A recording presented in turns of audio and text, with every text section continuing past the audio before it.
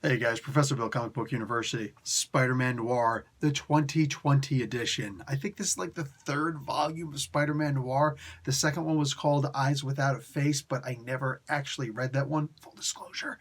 And it's been like a decade. I read the original Spider-Man Noir back in the day, man, and I never went back to it again. I remember it was cool, seen him in a couple other issues here and there, saw when he was killed along with the what was the Captain Britain version of Spider-Man and one of the Spider-Verse many time things. Anyway, it's a character who never really got treated the same way since he was originally created way back in the day. And here, yeah, we bring him back. Dude, this is fantastic. Let me get talking about who made this comic book so I could talk a little bit more about it. So we got Margaret Stohl on writing, Juan Ferreira on art, VC's Travis Lanham on the letters, Dave Raposa does the cover art, a whole bunch of varied covers with David Bowen doing the logo design. All right. This is a serious, solid return to the original gritty, hard-boiled detective thing that freaking Spider-Man Noir did back in the day. And I have to use hard-boiled, not just because that's the term you're supposed to use for a crime drama.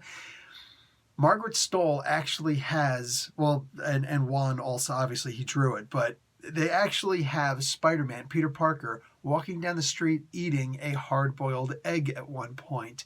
I think that's a great subtle reference to what we're about to read.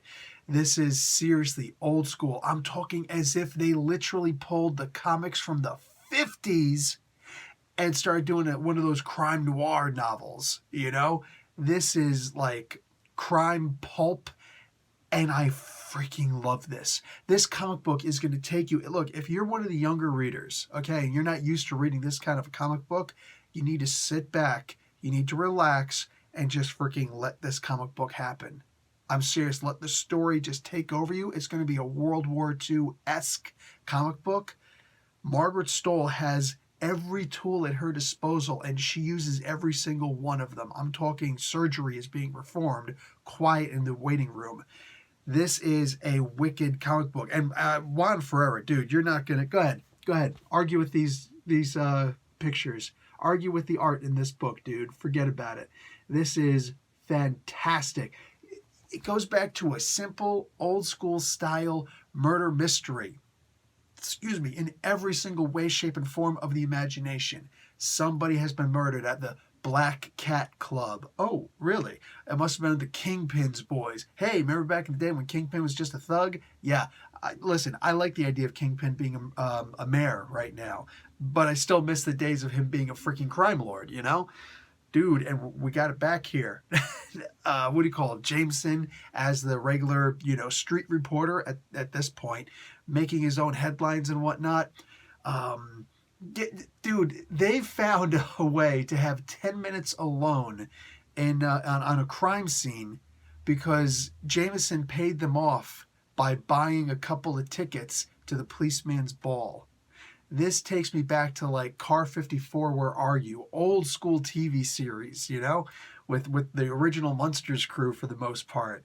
This is wicked, being able to see a freaking true grit crime novel being put in comic book form. And this is original, which kills me. Wow. Okay, the last time we've seen Margaret Stohl was on Life and Death of Captain Marvel. I fully admit to not liking the Captain Marvel series she was writing before that, but the Life and Death of Captain Marvel blew me away. And what's she doing now? She's finally back, like a year later, finally, and she's writing some amazing stories like this. A hearty welcome back, Miss Stohl.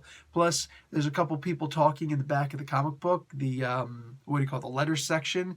Margaret Stohl is one of them. It is always great to see humility being put down on the pages that you're reading. It's freaking fantastic. Also fun seeing Juan making jokes because I'm just saying. Anyway, this is seriously a solid gold, good comic book back in the Spider-Man Noir World War II days where there's an actual crime and somebody has to solve it. And it's international at this point by the time you get to the end of this. I love this. I genuinely love this. Check this out, guys. Seriously, go to the comic book store, grab this comic book, check it out. You might want to read it in trade paperback. I'm not going to deny that. It might be awesome in trade, but make no mistake, one of the best ways to read a pulp like this is to be able to have that suspense in between the issues. So I'm saying this is your only opportunity to do that. That's real talk. And I'm out. Professor Bill, Comic Book University. Class dismissed.